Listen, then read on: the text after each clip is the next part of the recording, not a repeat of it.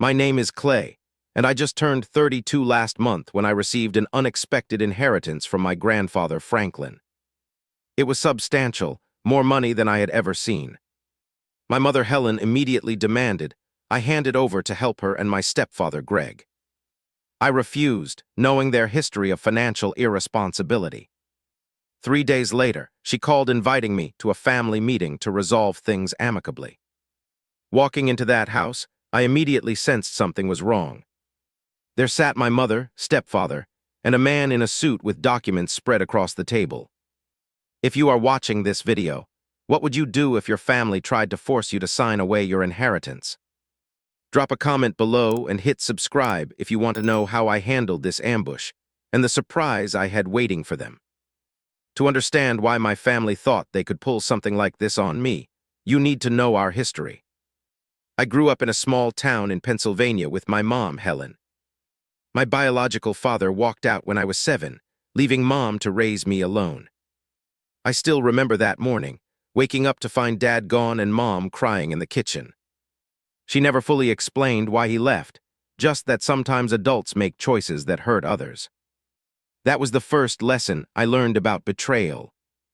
Mom worked 2 jobs to keep us afloat, waitressing during the day and cleaning offices at night. During those long hours when she was away, I stayed with my grandparents, Franklin and Martha. Their modest 2-story house became my second home, a place of stability when everything else felt uncertain. Grandpa Franklin was a retired construction foreman who built his own house with his bare hands.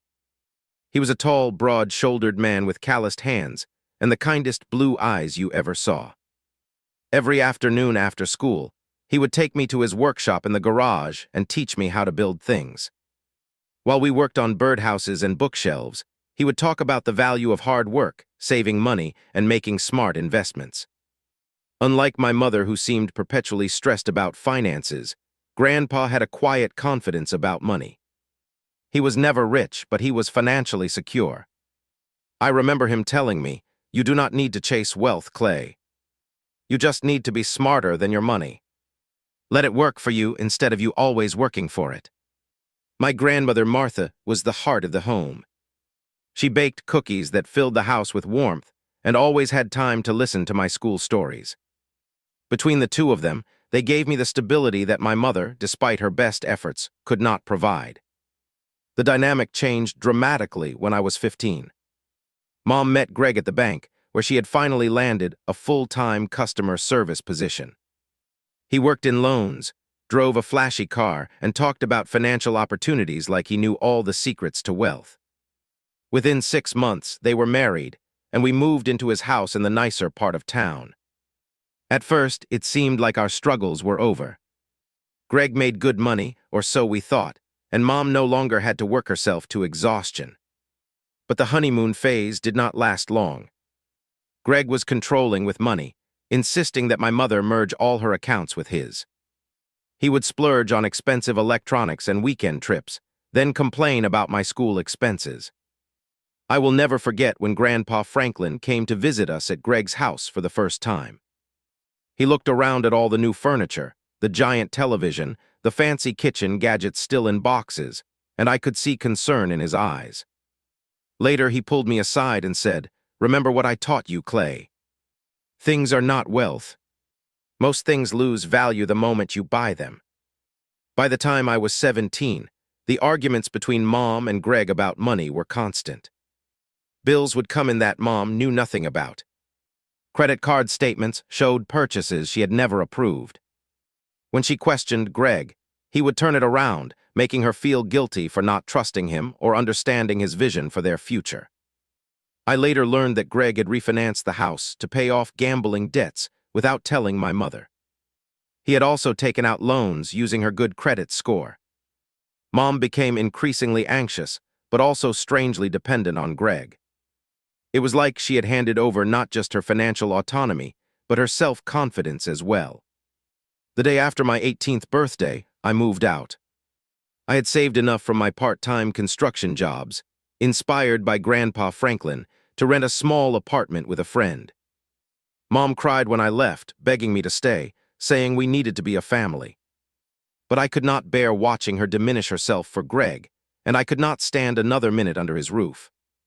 I put myself through community college studying construction management, working full-time during the day and taking classes at night.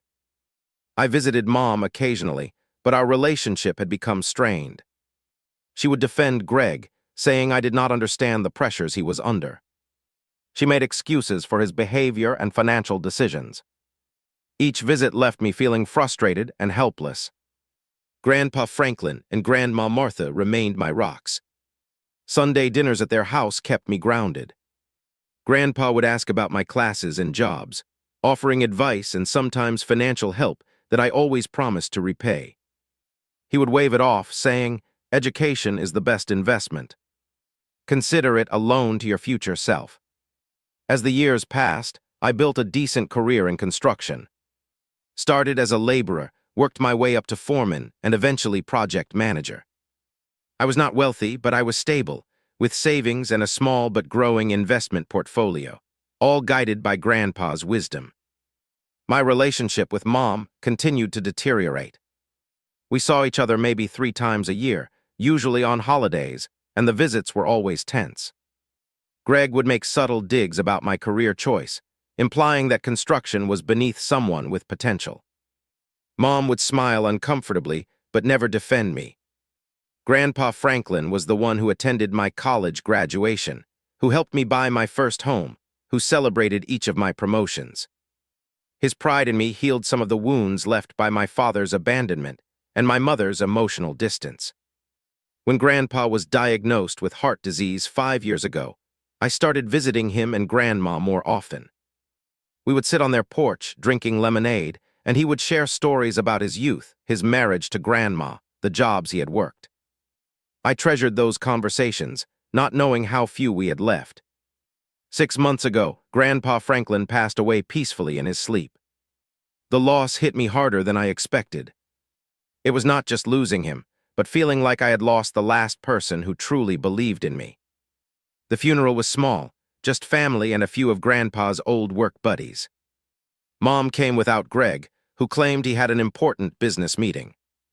It was the first time in years she and I had spoken without his influence, and for a brief moment, I saw glimpses of the mother I remembered from childhood. What I did not know then was that Grandpa Franklin had one last lesson to teach me about family, trust, and standing up for yourself. A lesson that would come in the form of an unexpected inheritance and the chaos it would unleash. 2 weeks after the funeral, I received a call from Jeffrey Parker, my grandfather's attorney. He asked if I could come to his office to discuss some matters regarding the estate. I assumed it was a formality. Perhaps Grandpa had left me his old truck or some of his tools. I arrived at Parker's office, a modest space above a barbershop in downtown. He was a kind-faced older man who had been my grandfather's friend for decades. We exchanged pleasantries about Grandpa, sharing memories of his practical wisdom and dry humor. Then Parker opened a folder and cleared his throat. "Mr. Davidson, your grandfather Franklin has named you as the primary beneficiary of his estate.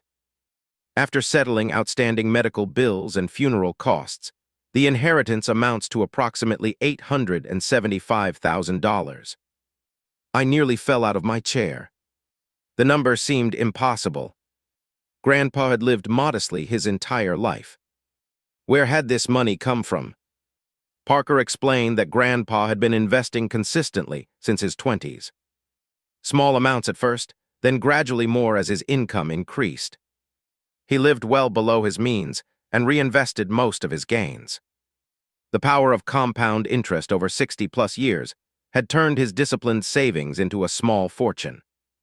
Along with the money came a letter from Grandpa. Parker handed me the sealed envelope with my name written in Grandpa's shaky handwriting. I opened it right there in the office, my hands trembling slightly. "Dear Clay," the letter began. "If you are reading this, then I have moved on to whatever comes next. Do not be sad for me. I have lived a good life, longer and happier than many get. I have decided to leave the bulk of my estate to you, because I have watched you grow into a man of integrity and responsibility. You understand the values I tried to instill. Hard work, living within your means, and planning for the future. This money represents decades of patience and discipline. Use it wisely. Invest in yourself and in things that will grow. Help others when you can, but do not let anyone take advantage of your generosity. Remember that true wealth is not just financial, but found in how you live your life and who you choose to share it with. I am proud of you, grandson. Love, Franklin. I sat there, tears streaming down my face, overwhelmed by the gift and the responsibility it represented. Parker gave me time to compose myself, then explained the logistics of the transfer. The money was mostly in conservative investment accounts, and I could choose to maintain them or liquidate as needed. As I left his office, my mind was racing. With this money, I could finally start my own construction company, something I had dreamed about for years. I could buy a house instead of renting. I could create the kind of financial security Grandpa had always encouraged. But my second thought was, what will Mom and Greg do when they find out? I did not have to wait long to find out. The official reading of the will was scheduled for the following week. Parker had notified all family members mentioned in the document. I arrived early and sat quietly as Mom, Greg, Grandma Martha, and a few other relatives filtered in. Parker read through the will methodically. Grandma Martha received the house and a portion of the investments to ensure her comfort. Some small bequests went to cousins and a donation to the local hospital. Then came the announcement of the primary beneficiary. The remainder of the estate, including all financial accounts and investments not otherwise specified, shall be given to my grandson, Clayton James Davidson. The room went silent for a moment. I stared at my hands, not wanting to see the reactions. Then Greg let out a humorless laugh. Are you serious? All of it to Clay? What about Helen? His own daughter? Parker calmly explained that Franklin had made his wishes clear, and the will was legally binding. Greg continued to protest, his voice rising until Mom put a hand on his arm. We need to respect Dad's wishes, she said, but her voice was tight and she would not look at me. After the reading, Grandma Martha hugged me tightly. Your grandfather knew what he was doing, she whispered. Do not let anyone make you feel guilty about this gift. Mom and Greg left without speaking to me. I knew it was just the beginning. The calls started the very next day. Mom crying on the phone, talking about how tight things had been financially for her and Greg. How they had been counting on some help from Dad's estate. How she did not understand why he would leave her with nothing. I reminded her that Grandpa had left the house to Grandma Martha, with Mom as the eventual inheritor once Grandma passed. But that was not enough for her. Or rather, for Greg. The next call came from Greg himself, which was unusual. He rarely spoke to me directly. His voice was all artificial warmth and camaraderie. Listen, Clay, I know we have had our differences, but we are family. Your mother is heartbroken about your grandfather seemingly overlooking her. I think we need to make this right. Family takes care of family. I told him I needed time to process everything and would think about it. That was apparently the wrong answer. The calls and texts became more frequent and more desperate. Mom alternated between guilt trips about all she had sacrificed for me growing up and tearful pleas about their financial troubles. Greg sent vague messages about family loyalty and doing the right thing. What they did not know was that I had already spoken to Grandma Martha about the whole situation. She filled me in on some context I had been missing. Your mother and Greg came to your grandfather last year asking for a large loan. She told me over tea in her kitchen. $50,000. They said it was for home renovations, but your grandfather suspected otherwise. He asked to see their financial records before committing, and they refused. Later, he learned through a mutual friend that Greg had gambling debts. Your grandfather decided then that any inheritance would go directly to you. He feared that if the money went to Helen, Greg would control it and squander it. This information hardened my resolve. I started screening my calls, responding to Mom only with brief texts assuring her I was thinking about the situation. Then came the bombshell. A friend who worked at the local bank mentioned casually that he had seen Greg inquiring about taking out a third mortgage on their house. My curiosity piqued. I did some digging and called in a favor from another friend who worked in the loan department. What I learned confirmed my worst suspicions. Greg had accumulated over $60,000 in gambling debts to some very impatient creditors. He had maxed out multiple credit cards, some in Mom's name, and they were behind on their mortgage payments. They were not just looking for a handout from my inheritance, they were desperate for a bailout. That evening, I received the most manipulative call yet from my mother. "Clay, honey," she said, her voice thick with tears. "I would not ask if we weren't in a really bad situation. Greg made some mistakes, and now these people are threatening us. They came to the house, Clay. I am scared." When I asked why Greg did not just tell me directly about the gambling debts, she became defensive. "He is embarrassed, Clay. And he is getting help. But we need this money to get these people off our backs and get back on our feet. Your grandfather would want you to help us." That last line crossed a boundary for me. "You do not know what Grandpa would want," I said firmly. "He specifically left this money to me, not to you and certainly not to Greg. He knew exactly what he was doing." Mom gasped, then her voice turned cold. "I never thought my own son would turn his back on me when I am in danger. I guess your grandfather poisoned you against us more than I realized. I thought I raised you better than this." I ended the call, shaking with anger and hurt. The manipulation was so transparent, yet it still cut deep. That night, I called Grandma Martha again, needing her steady presence. "Stand your ground, Clay," she advised after listening to me vent. "This is exactly the scenario Franklin was trying to prevent. If you give them money for these gambling debts, there will always be another crisis, another debt. It will never end." I knew she was right. The next day, I texted Mom. "I am sorry you're in a difficult situation, but I cannot give you the money. I suggest Greg seek professional help for his gambling, and you both consult a financial advisor. I am willing to help you find resources, but I will not hand over my inheritance." Her response was a single line. "I thought you loved me." For the next week, silence. No calls, no texts. I tried to focus on work and finalizing the inheritance paperwork with Parker. I began researching what it would take to start my own construction company, trying to honor Grandpa's gift by using it as he intended. Then, just as I thought perhaps the storm had passed, Mom called again. Her voice was different, subdued, and seemingly sincere. "I have been thinking about everything, Clay," she said. "And I realize we put too much pressure on you. I am sorry for what I said. I was scared and desperate. Could we maybe start over? Have dinner together as a family and just talk? No pressure about money, I promise. I just miss my son." I wanted to believe her. Despite everything, she was still my mother, and I longed for the relationship we used to have before Greg, before the financial manipulation, before the emotional distance. I agreed to come to dinner at their house the following evening. A family meeting, she called it, to clear the air and reconnect. Little did I know what they were really planning. Something felt off about Mom's sudden change of heart. The transition from guilt trips and emotional manipulation to wanting to reconnect seemed too abrupt. Still, I wanted to believe her, to think that perhaps she had genuinely reflected on her behavior and wanted to repair our relationship. I called my best friend Ethan that afternoon to tell him about the dinner invitation. Ethan and I had been friends since high school.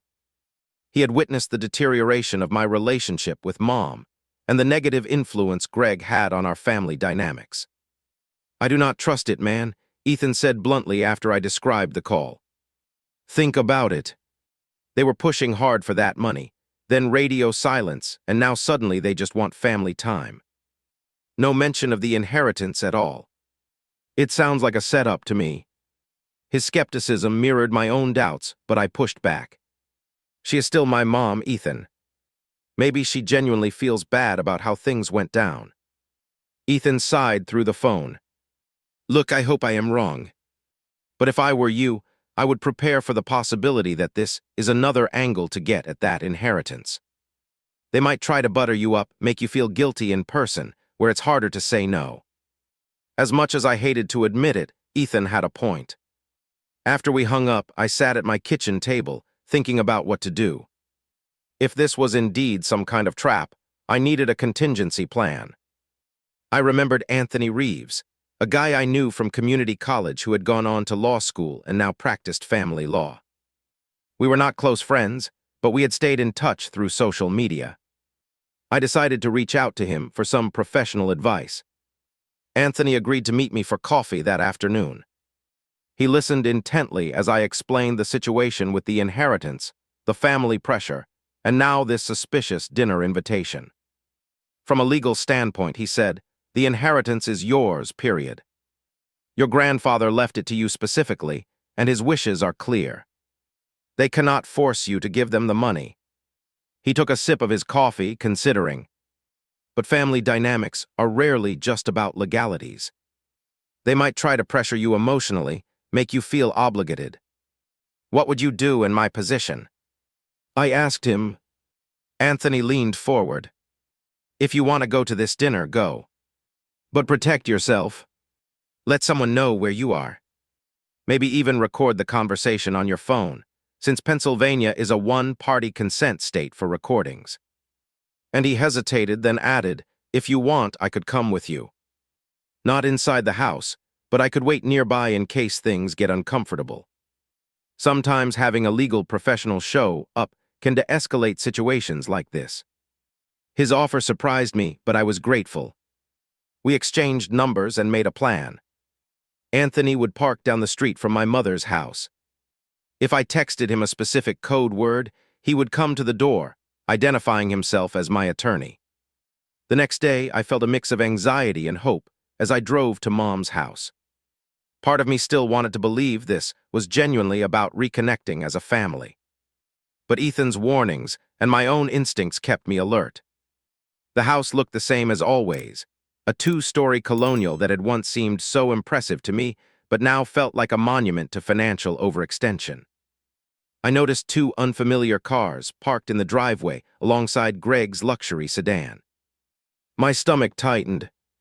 Mom answered the door with a too bright smile and an enthusiastic hug that felt forced. Come in, come in. Everyone is here. Everyone. I had assumed it would just be Mom, Greg, and me. I stepped into the living room and found not just Greg, but also my mother's sister Sylvia and her brother Thomas. They both offered awkward smiles and half-hearted greetings. Neither had been particularly present in my life growing up, and seeing them here now immediately raised red flags. I tried to maintain a neutral expression as Mom ushered me to the dining room, where the table was set with her best china. The good dishes only came out for holidays or when she was trying to impress someone. Another warning sign. Clay, you remember your Aunt Sylvia and Uncle Thomas, Mom said, still maintaining that artificial cheerfulness. They wanted to join us for this special family dinner. Nice to see you both, I said, shaking their hands and noting how neither quite met my eyes. How long has it been? 3 years. 4. Too long, Sylvia murmured. Greg emerged from the kitchen, carrying a bottle of expensive-looking wine. His smile did not reach his eyes. Clay, great to see you, son. Whined. I declined, wanting to keep my head clear. Mom bustled around serving a lasagna that I suspected she had not made herself, keeping up a stream of superficial chatter about neighbors and distant relatives. No one mentioned the inheritance or financial troubles. The conversation felt rehearsed, everyone carefully avoiding anything substantive. Halfway through the meal, the doorbell rang. Mom and Greg exchanged a quick glance that confirmed all my suspicions. This had been planned. That must be Walter, Mom said, standing up. He is a family friend who just happened to be in the neighborhood. Greg went to the door and returned with a middle-aged man in a crisp suit, carrying a leather portfolio. He had the polished look of someone accustomed to professional settings. Clay, this is Walter Fisher, Greg introduced. Walter, this is Helen's son, Clay. Walter Fisher extended his hand with a practiced smile. Clay, a pleasure to meet you. I have heard so much about you. Funny, I have heard nothing about you, I replied, shaking his hand firmly. Walter is actually our family attorney, Mom interjected, dropping the pretense. We thought it might be helpful to have him here for our discussion. And what discussion would that be? I asked, though I already knew. Greg cleared his throat. Well, son, we wanted to talk about your grandfather's estate and how it might best serve the family as a whole. Walter Fisher placed his portfolio on the table and began removing documents. Now that we are all here, he said, we can address the matter directly. I have prepared some paperwork that would establish a family trust. This would allow the inheritance to benefit everyone while ensuring proper management of the funds. I sat still, letting them reveal the full extent of their plan. Mom looked nervous but determined. Greg appeared confident, clearly the architect of this ambush. Sylvia and Thomas watched with barely disguised interest, no doubt promised some share of the spoils. Could you explain exactly what these documents would do? I asked Fisher, keeping my voice level. He slid a document toward me. Essentially, this would transfer the inheritance funds into a family trust, managed by Helen and Greg.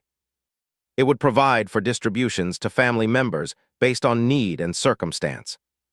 Everyone benefits this way, and the money stays in the family as your grandfather would have wanted. I almost laughed at the audacity. As my grandfather would have wanted. The man who specifically left the money to me and not to them. I did not touch the document. And what prompted this concern for managing my inheritance? Greg jumped in. Clay, we are thinking of your best interests here. Managing this kind of money requires experience and financial acumen. Helen and I have decades of experience with investments and financial planning. It took everything in me not to point out that their experience had led them to the brink of financial ruin, but I held my tongue, wanting to see how far they would take this charade. Uncle Thomas spoke up for the first time. Clay, this is about family taking care of family. Your mother has been worried sick about you handling this much money on your own. This way, everyone is protected. Aunt Sylvia nodded vigorously. It is what Franklin would have wanted, for the family to support each other. I looked around the table at these people who had suddenly developed such concern for me, and for what my grandfather would have wanted. People who had barely been present in my life, now united in their determination to get their hands on my inheritance. I reached for the documents, pretending to consider them seriously. As I flipped through the pages, I saw exactly what I expected. Complete control would be given to Mom and Greg. There were vague provisions for distributions to family members, including Sylvia and Thomas, but no specific amounts or timelines. It was a transparent attempt to seize control of the entire inheritance. The family meeting had turned out to be exactly what Ethan predicted. An ambush, but what they did not know was that I had come prepared. As I carefully read through the documents Walter Fisher had presented, the room fell into an expectant silence. The papers outlined a so-called family trust that would effectively transfer control of my entire inheritance to my mother and Greg, with them serving as sole trustees with full discretionary power. I looked up to find everyone watching me intently.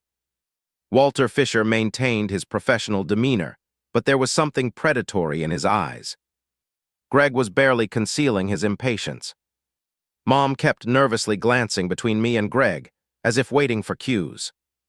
Aunt Sylvia and Uncle Thomas tried to appear disinterested, but their anticipation was palpable. This document would transfer full control of my inheritance to Mom and Greg, I stated flatly, making sure everyone understood exactly what was happening. Walter Fisher cleared his throat. It would establish proper oversight and family management of the assets, yes. Proper oversight, I repeated. By the same people who are currently facing foreclosure due to financial mismanagement and gambling debts. Greg slammed his palm on the table, making the dishes rattle. That is an outrageous accusation. This is about family responsibility, not our personal finances. Is it? I kept my voice calm, which seemed to infuriate Greg even more. Then you would not mind sharing your current financial statements as part of this arrangement, since we are being transparent and responsible with family money. Mom jumped in, her voice quavering. Clay, honey, this is not about our finances. This is about honoring your grandfather's wishes and taking care of the family as a whole. I turned to her, feeling a deep sadness beneath my anger. Grandpa made his wishes perfectly clear in his will, Mom. He left this money to me, not to the family as a whole, and certainly not to be managed by Greg. Walter Fisher attempted to regain control of the conversation. Mr. Davidson, there are often intentions behind wills that are not explicitly stated. Family unity and mutual support are implicit values in estate distribution. I almost admired his smooth delivery of such a blatant misrepresentation. Did you know my grandfather, Mr. Fisher? I asked. He hesitated. Not personally, no, but... Then you cannot speak to his intentions, can you? I cut him off. The man who wrote me a letter explicitly stating why he left the money to me and me alone. Aunt Sylvia leaned forward, her expression suddenly sympathetic. Clay, sweetie, we all know you were close to your grandfather. No one is trying to take that away from you. But you are young, and this is a substantial amount of money. It would be easy for someone without experience to make costly mistakes. Uncle Thomas nodded. We are just trying to protect you and make sure the money helps everyone in the family who needs it. Franklin would not have wanted you to shoulder this burden alone. Their concern would have been more convincing if I had not overheard them discussing how they would use their share of the trust before dinner. Thomas wanted to buy a boat. Sylvia needed to pay off her timeshare. They were not here out of love for me or respect for Grandpa Franklin's wishes. Greg, growing increasingly frustrated with my resistance, changed tactics. Look, Clay, he said with forced patience, your mother sacrificed everything for you growing up.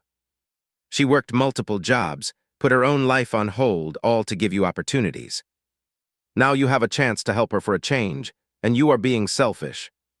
What kind of son does that make you? The accusation stung, as it was designed to. Mom immediately played her part, her eyes welling with tears. I never wanted to say it so bluntly, but yes, I gave up so much for you, Clay. Is it so wrong to ask for some help now when we really need it? I took a deep breath, reminding myself that this was manipulation, not genuine need. Grandma Martha had warned me that they would try to use my love for my mother against me. I would be happy to help you in specific ways, Mom, I said carefully. I could pay for financial counseling or help with job placement if Greg needs a more stable income. But handing over control of my entire inheritance is not help, it's a takeover. Greg scoffed. So generous of you to offer pennies when you are sitting on a fortune that should have been your mother's to begin with. Franklin was her father. That money should have gone to her first, not skipped a generation. Walter Fisher, sensing an opening, slid the papers closer to me again. Perhaps we could modify some terms to address your concerns, he suggested. But the core principle remains sound. Family resources should benefit the family collectively. I pushed the papers back toward him. I am not signing anything tonight. I need time to review these with my own attorney. At the mention of my own attorney, a flash of alarm crossed Greg's face, quickly replaced by anger. Your own attorney. He scoffed. What do you need an attorney for unless you are planning to cut your family off completely? I am just being cautious, I responded. The same way you brought legal representation to what was supposed to be a family dinner. The tension in the room thickened. Mom was now openly crying, while Greg paced behind her chair. Aunt Sylvia and Uncle Thomas exchanged uncomfortable glances, their dreams of windfalls fading. You are making a mistake, Clay, Greg said, his voice low and threatening. We can contest the will, claim undue influence. Your grandfather was old and declining. Who knows what you might have said to him to secure that inheritance? The accusation was so outrageous that for a moment I was speechless. Greg seized the opportunity to press harder. We know people in this town, Clay. Your contracting business relies on local connections. It would be a shame if potential clients started hearing concerns about your character. Are you threatening me? I asked incredulously. Greg smiled coldly. I am explaining reality. Actions have consequences. Turning your back on family, refusing to help your own mother in her time of need, that has consequences too. Mom reached for my hand across the table. Please, Clay. I do not want it to be like this. Just sign the papers, and we can be a family again. I miss you. I miss my son. Her words cut deep, deeper than Greg's threats. For a moment, I almost wavered. The yearning for maternal love, for family connection, is primal. But then I remembered Grandpa Franklin's letter, his belief in me, and the trust he had placed in my judgment. I stood up from the table. I think this dinner is over. You are not leaving until we resolve this, Greg said, stepping toward the doorway in a clear attempt to block my exit. Family business stays in the family. Sign the papers, Clay. I felt a surge of anger at the intimidation tactic. Move aside, Greg. He stood his ground, arms crossed. Not until you do the right thing. For a tense moment, we stared at each other, the room silent except for Mom's quiet sobbing. I realized in that moment how far they were willing to go, how thoroughly they had convinced themselves they were entitled to my inheritance. This was no longer about need or family unity. This was about control. What happened to you, Mom? I asked, turning to her. When did money become more important than honesty? When did you start letting him speak for you and make your decisions? She flinched as if I had slapped her. That is not fair. You do not understand what we have been through. Then explain it to me. Tell me why you thought ambushing me with lawyers and documents was the way to ask for help. Tell me why you think Grandpa was wrong to leave his money to me instead of you. She looked away, unable or unwilling to answer. Greg answered instead. Because you do not deserve it, he snapped. You have not earned it. Helen is Franklin's daughter. That money belongs in her hands, not yours. And in your hands by extension, right, Greg? Since you control all her finances anyway. Greg's face darkened with anger. He took a step toward me, fists clenched, but Walter Fisher quickly intervened. Let's all calm down, he said, placing a restraining hand on Greg's arm. Violence will not resolve anything and could have legal consequences. The lawyer was right about that, at least. I used the interruption to reach for my phone in my pocket. It was time to execute my contingency plan. But first, I wanted them to understand exactly why their scheme had failed. Did any of you actually read Grandpa's will in its entirety? I asked, looking around the room. Did you read his letter to me explaining his decision? Walter Fisher frowned. Letters of intent are not legally binding documents. Maybe not, I agreed. But they do reveal intent, which you claimed to be so concerned about earlier. Grandpa Franklin explained exactly why he left the money to me. He knew about your gambling, Greg. He knew about the loans, the refinancing, the credit cards. And he knew that if he left the money to Mom, you would control it, and it would disappear just like everything else has. Greg lunged forward, but Fisher held him back. Mom gasped, her hand covering her mouth. Aunt Sylvia and Uncle Thomas looked stunned, either at the revelation or at the fact that I knew about it. You ungrateful little, Greg started, but I cut him off. I pulled out my phone, smiling for the first time that evening. Funny, I brought someone too. The room fell silent as I tapped out a quick text message. Greg watched with narrowed eyes, still being physically restrained by Walter Fisher. What are you doing? Mom asked, her voice shaky. I just invited my own legal counsel to join us, I replied calmly. Since this has clearly become a legal matter rather than a family dinner. Greg scoffed. You are bluffing. You did not bring a lawyer. I simply smiled and waited. Less than 30 seconds later, the doorbell rang. Mom looked confused, then alarmed. She glanced at Greg, who had gone slightly pale. Walter Fisher straightened his tie, suddenly looking less confident.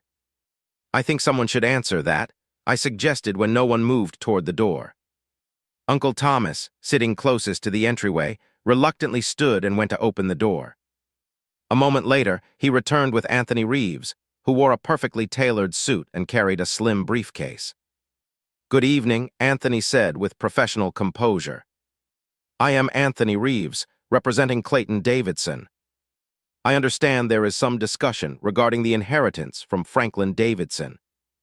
Greg recovered quickly, putting on a veneer of welcome. "This is a private family matter. We already have legal counsel present." Anthony nodded toward Walter Fisher. "So I see. Then you will not mind if I join the conversation to ensure my client's interests are protected."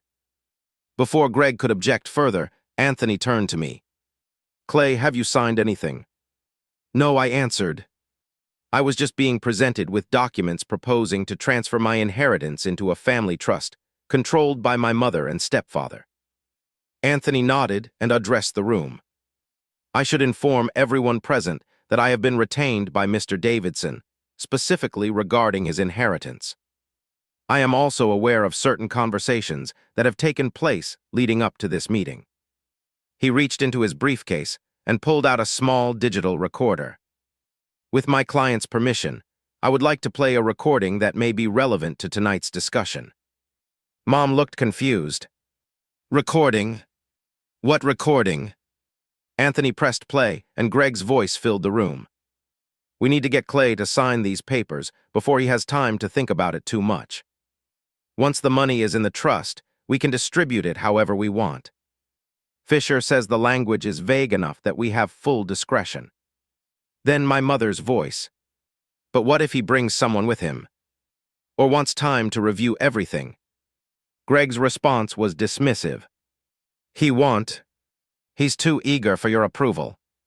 Just cry a little, remind him how much you sacrificed for him growing up." "Hellfold."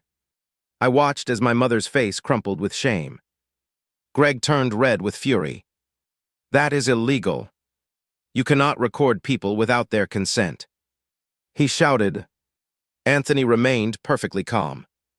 "Pennsylvania is a one-party consent state for recordings.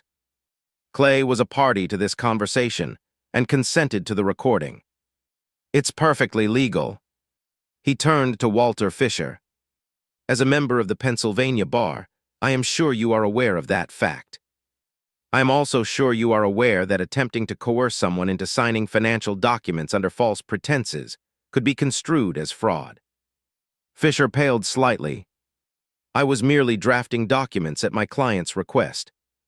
I made no representations about the ethics of the situation." Anthony raised an eyebrow. "Yet you were present at what was presented as a family dinner, but was clearly an ambush designed to pressure my client into signing away his inheritance. That raises some serious ethical questions about your role, counselor." Fisher began gathering his papers hastily. "I think my services are no longer required here tonight." Before he could leave, Anthony continued. "One more thing everyone should be aware of. Franklin's will contains a no-contest clause. If anyone legally challenges the distribution of assets, they forfeit any benefits they might otherwise receive. That includes the eventual inheritance of the family home, Mrs. Collins." He nodded toward my mother. This revelation hit Mom hard. She slumped in her chair, no longer even pretending to maintain composure. Greg paced angrily, shooting venomous glances at me and Anthony. Anthony wasn't finished. He pulled out another document from his briefcase. "We also have this letter from Franklin Davidson, written 6 months before his death and witnessed by his attorney Jeffrey Parker. It explicitly states his concerns about Mr. Collins' gambling issues and financial mismanagement, and his fear that any assets left to his daughter would be appropriated to cover gambling debts. It explains his reasoning for leaving the bulk of his estate directly to his grandson." The room was silent as the full weight of this revelation sank in. My grandfather had not only anticipated this exact scenario, but had taken steps to document his concerns and protect his legacy. The doorbell rang again, startling everyone.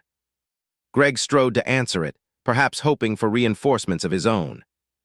Instead, he returned looking even more displeased, followed by my grandmother Martha. Grandma looked around the room, taking in the tense scene with shrewd eyes. "I got your text, Clay," she said. "I thought I should come support you." She nodded coolly at my mother. "Hello, Helen. I had a feeling something like this might happen when you suddenly invited Clay to dinner after weeks of pressure about the money." Mom could not meet her eyes. "Mother, this is not what it looks like." Grandma Martha snorted. "It looks exactly like what Franklin predicted would happen." She turned to Greg. "He knew all about your gambling, Greg. The loans, the second mortgage, all of it. Did you really think he would leave his life's savings for you to gamble away?" Greg finally lost his composure completely. "This is my house," he shouted. "You have no right to come in here and make accusations." "Actually," Grandma Martha replied calmly, "this house is at risk of foreclosure because of your financial decisions. Perhaps you should be more concerned about that than about money that was never going to be yours in the first place." Greg turned to Fisher. "Can they do this? Can they just waltz in here with recordings and accusations?" Fisher, clearly uncomfortable with how the situation had deteriorated, shook his head. "I think it's best if I withdraw at this point. I suggest you consult with another attorney about your financial situation." He handed Greg a card. "This is a colleague who specializes in bankruptcy protection." With that, he quickly gathered his remaining papers and excused himself, leaving Greg sputtering with outrage. In the awkward silence that followed, Uncle Thomas and Aunt Sylvia also stood to leave. "Sorry, Helen," Thomas muttered. "I did not realize things were this complicated." He shot me an apologetic look before heading for the door, Sylvia close behind. Their quick departure spoke volumes. They had come hoping for a share of the spoils, but now that the plan had collapsed, they were abandoning ship. Greg was still fuming, pacing the dining room. "This isn't over," he said, pointing at me. "Family doesn't do this to family." Anthony stepped slightly forward, placing himself between Greg and me.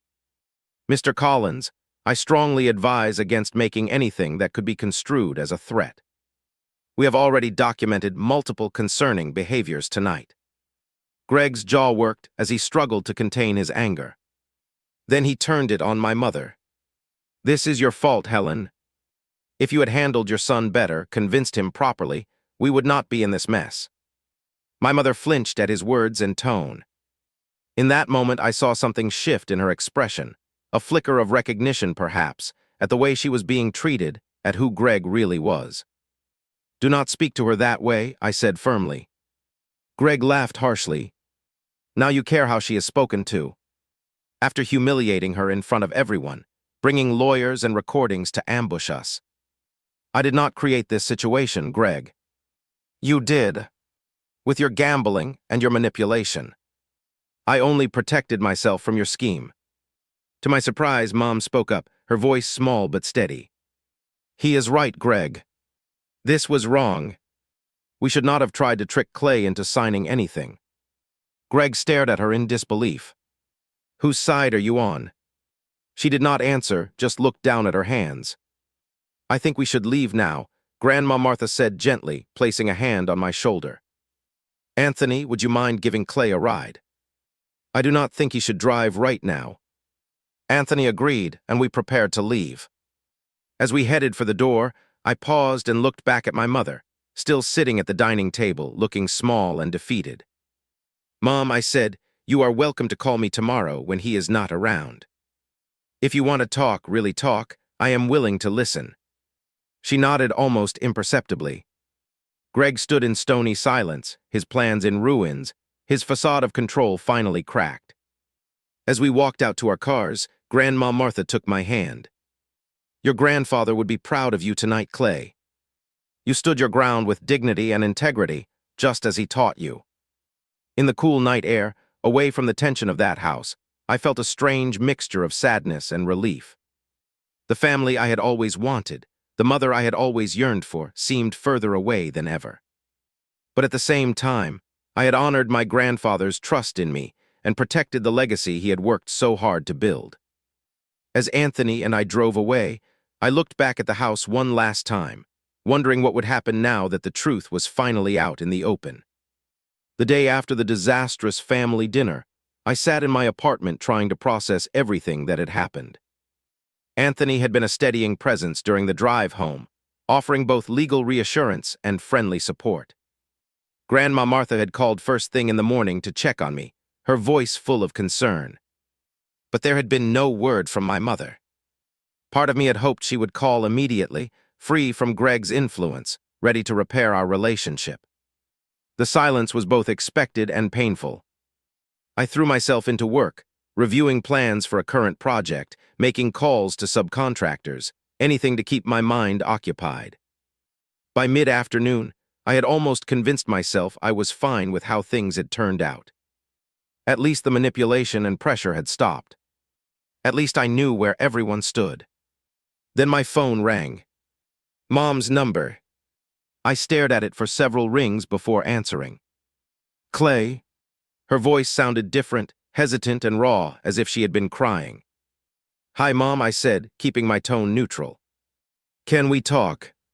In person. Just you and me. I hesitated. After last night, I was wary of any invitation. Where? The coffee shop on Maple. The one we used to go to when you were in high school. It was a public place, which was reassuring. And the reference to our past, shared ritual of weekend coffee and muffins seemed significant. When? Can you meet me in an hour? I agreed and hung up, immediately calling Grandma Martha to let her know. Be careful with your heart, Clay, she advised. Listen to what she has to say, but remember that patterns do not change overnight. An hour later, I walked into Joe's coffee shop, a place that hadn't changed much in 15 years. The same mismatched furniture, local artwork on the walls, and smell of fresh ground beans. Mom was already there, seated in a corner booth, looking smaller and older than I remembered. She had not brought Greg. That was something, at least. I ordered a black coffee at the counter, then joined her. Up close, I could see that her eyes were puffy from crying, and she wasn't wearing makeup, which was unusual for her. Thank you for coming, she said quietly. I nodded, waiting for her to continue. I owe you an apology, she began, her fingers nervously shredding a napkin. What we did last night was wrong. What I did was wrong. I let Greg convince me it was the right thing, that we were just helping you manage something too big for you to handle alone. But that was a lie we told ourselves. She took a shaky breath. After you left, Greg and I had the worst fight of our marriage. He blamed me for everything falling apart, said I should have been more convincing, should have played the mother card harder. She looked up at me, her eyes filling with tears. Is that how you see me now? Someone who would use your love against you? The raw honesty in her question caught me off guard. I have not known how to see you for a long time, Mom. You changed when Greg came into your life. You stopped being the strong, independent woman I knew growing up. She nodded sadly. I know. I became so dependent on him, financially and emotionally. After your father left, I was so scared of being alone, of failing you. When Greg came along with his confidence and his promises, it felt like a rescue. She stared into her untouched coffee. But the rescue became a cage. And last night, I prompted. Why did you go along with that scheme? She closed her eyes briefly. The truth is, we are in serious financial trouble. Worse than you know. Greg has gambling debts to people who are not patient or forgiving. We are 3 months behind on the mortgage. His credit cards are maxed out, and he opened ones in my name too. Have they threatened you? I asked, remembering her claim about people coming to the house. She looked ashamed. Not physically, but there have been calls. Greg is scared, and when he is scared, he gets desperate. He saw your inheritance as the solution to all our problems. I leaned forward. Mom, if you are in danger, there are ways to get help that do not involve taking my inheritance. There are programs for gambling addiction, financial counseling, even bankruptcy protection if it comes to that. She gave a small, sad smile. That's what your grandfather would say. Practical solutions instead of magical thinking. She reached across the table, hesitantly placing her hand on mine. I am so sorry, Clay. Not just for last night, but for all the ways I have let you down over the years. For choosing Greg over you so many times. For not seeing what it was doing to our relationship. Her apology felt genuine, which made it harder to maintain my emotional distance. I wanted to believe her, to trust that this moment marked a real turning point. But years of disappointment had taught me caution. What happens now? I asked. With you and Greg. She withdrew her hand, wrapping it around her coffee cup. I do not know. Last night opened my eyes to some hard truths. The way he spoke to me when things didn't go his way, the lies about our finances. I waited, giving her space to continue. After you left, he started drinking heavily, blaming everyone but himself. He admitted there are more debts I don't know about. She looked up at me, her expression pained. I called your grandmother this morning. She offered to let me stay with her for a while, to give me space to think. Are you going to? I asked. She nodded. I packed a bag before coming here. I am going there directly after our coffee. The news surprised me. It was a more decisive action than I had expected from her. Does Greg know? Not yet. She bit her lip. I am a coward, Clay. I left him a note. I could not face another confrontation. That's not cowardice, Mom. Sometimes it's just self-preservation. We sat in silence for a moment, the weight of decades of complicated family dynamics between us. What about Sylvia and Thomas? I asked finally. Were they really just there for the money? Mom looked embarrassed. Greg reached out to them, told them if they helped convince you, they would benefit from the family trust. They do not even particularly like Greg, but the promise of money was enough. She shook her head.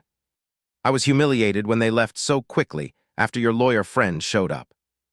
It showed exactly what kind of support they really offered. I considered my next words carefully. Mom, I want you to know that I do care about your well-being. I am not going to hand over my inheritance, but that does not mean I won't help you in other ways. Her eyes filled with tears again. I don't deserve your help, Clay. After what I tried to do. Families are complicated, I said. Grandpa Franklin taught me that forgiveness is possible, but it needs to be built on honesty and changed behavior, not just words. She nodded, wiping her eyes. I want to earn back your trust, Clay. I know it will take time, and I know I need to make different choices. Starting with Greg. I asked. She looked down at her hands. I don't know if our marriage can survive this. Or if it should. Staying with your grandmother will give me time to figure that out. I was both surprised and impressed by her willingness to consider ending her marriage. It showed a strength I had not seen in her for years. Whatever you decide, I want you to get help, Mom. Professional help with the financial mess, and maybe therapy to understand why you stayed in a relationship that changed you so much. She gave a small, sad laugh. You sound just like your grandfather now. Practical solutions, taking responsibility. He was a wise man, I said. And he loved you, Mom. He just couldn't stand to see what was happening to you with Greg. She nodded, tears spilling over. I know. I just couldn't hear it then. And now. She looked up at me, her expression vulnerable. Now I have lost so much time with both of you. I reached across the table and took her hand. Not all of it. We still have time. For the first time since I had arrived, she smiled, a real smile that reached her eyes. Thank you, Clay, for being the kind of man your grandfather could be proud of. For being better than I taught you to be. We finished our coffee and walked out together. Before we parted ways, she hugged me tightly, like she used to when I was a child. It felt like the first honest moment between us in years. As I watched her drive away toward Grandma Martha's house, I felt cautiously hopeful. People can change when they finally see the truth about their situations. I did not know if Mom would follow through, if she would truly separate from Greg and rebuild her life. But for the first time in years, she was taking steps in the right direction. I called Anthony on my way home and updated him on the conversation. "I want to help her," I told him, "but I want to do it the right way. We can set up a small trust specifically for her needs," he suggested, with conditions about financial counseling and staying free from Greg's influence. That way you are helping her directly without the money going to Greg's gambling debts. It was a practical solution that honored both my desire to help my mother and my grandfather's wish that his money be used responsibly. As I pulled into my apartment complex, I felt a weight lifting. The confrontation I had dreaded for so long had happened, and I had survived it. More than that, it had precipitated changes that might actually heal our broken family in ways I had not thought possible. That evening, I sat on my balcony watching the sunset, thinking about Grandpa Franklin. I hoped he would approve of how I had handled things, standing firm while still extending compassion. It was the balance he had always tried to teach me. Principled but not hard-hearted, generous but not foolish. Tomorrow, I would begin researching what it would take to start my own construction company. I would honor my grandfather's legacy by building something lasting, just as he had taught me. 3 months passed, bringing changes I could not have imagined on that tense night of the family dinner. The seasons shifted from summer to fall, leaves turning golden and crimson, a visible reminder that transformation is nature's constant state. Mom stayed with Grandma Martha for 6 weeks, longer than any of us expected. During that time, more revelations about Greg's financial deceptions came to light.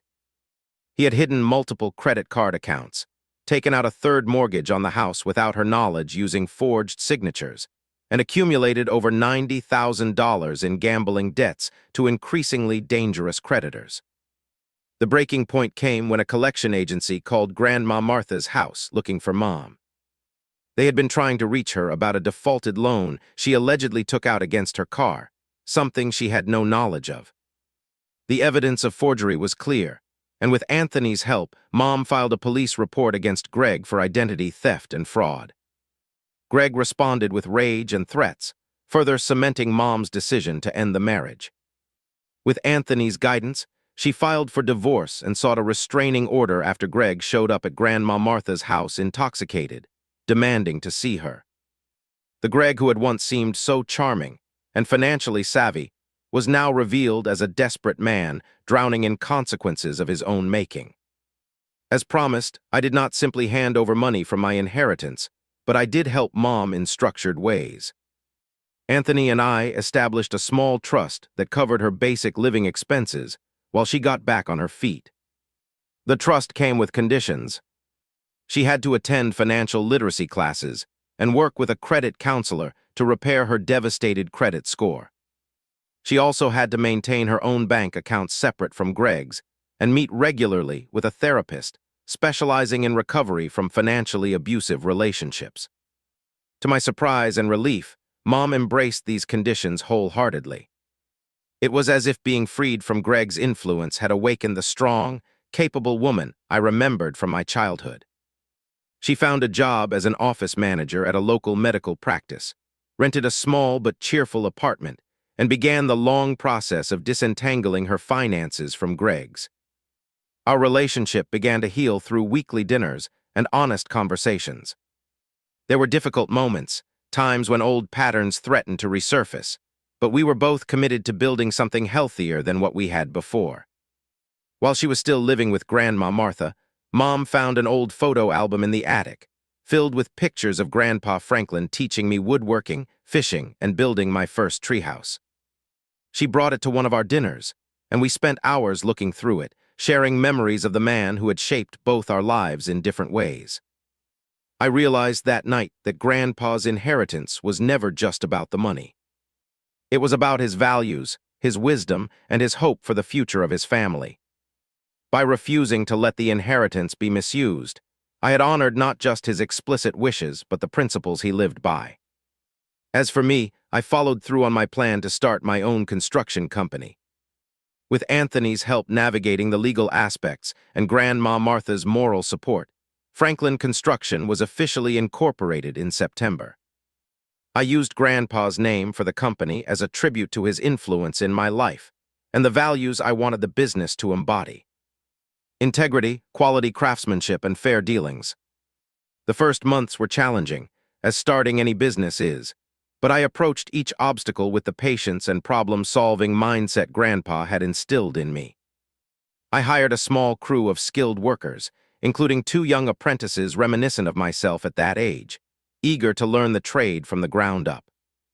Our first major project was renovating a community center in a struggling neighborhood, a job I bid on not because it was the most profitable option, but because it aligned with Grandpa's belief in building things that served the community. Seeing the completed project, knowing it would provide a safe space for local kids and families, gave me a sense of purpose beyond financial success. Aunt Sylvia and Uncle Thomas eventually reached out, both sending awkward but seemingly sincere apology cards. Sylvia called a few weeks later, admitting she had been blinded by the promise of easy money and had not considered the ethical implications of the scheme. Thomas took longer but eventually invited me to lunch, where he acknowledged that his behavior had been shameful.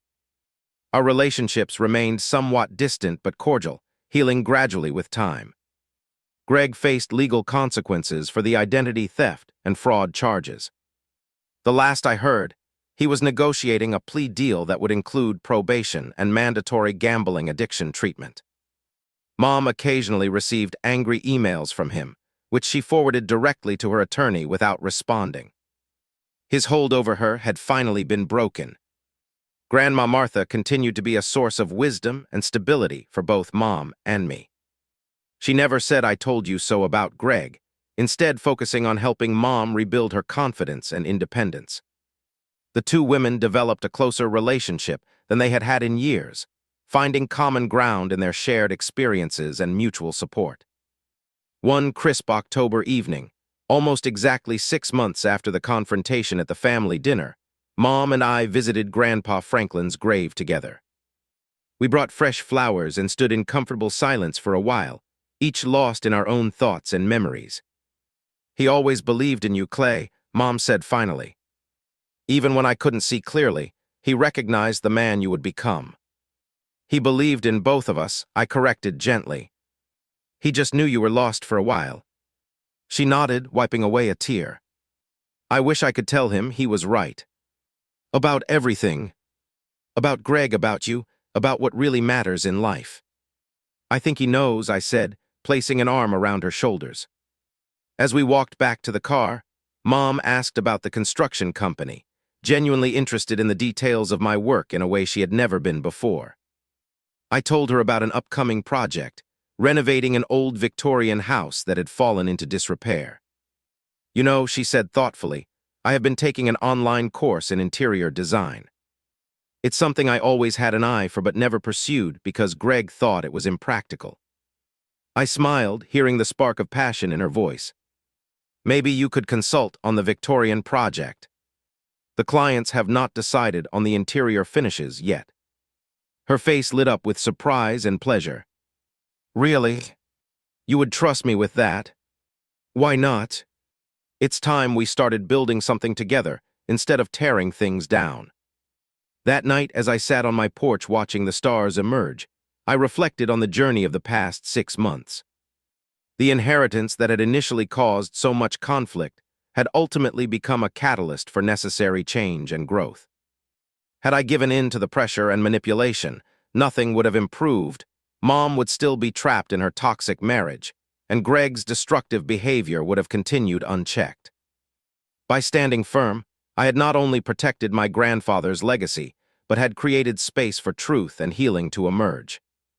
The money itself was important, yes, but the real inheritance from Grandpa Franklin was the courage to uphold principles even when it was difficult, to set healthy boundaries with those we love, and to build something meaningful that would last beyond our own lives. I realized that sometimes the most loving thing we can do for family is not to enable harmful patterns, but to break them, even when that means saying no to those we care about most deeply. True generosity is not always about giving people what they ask for, but what they truly need, which sometimes means holding them accountable rather than rescuing them. As I prepare to mark the one-year anniversary of Grandpa Franklin's passing, I am filled with gratitude for his foresight and wisdom. The inheritance he left me was far more than money.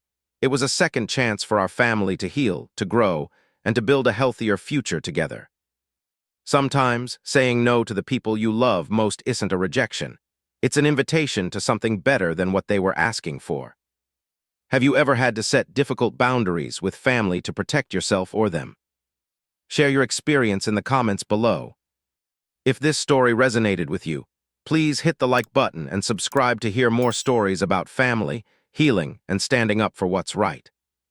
Thank you for listening, and remember that sometimes the most painful challenges lead to the most meaningful growth.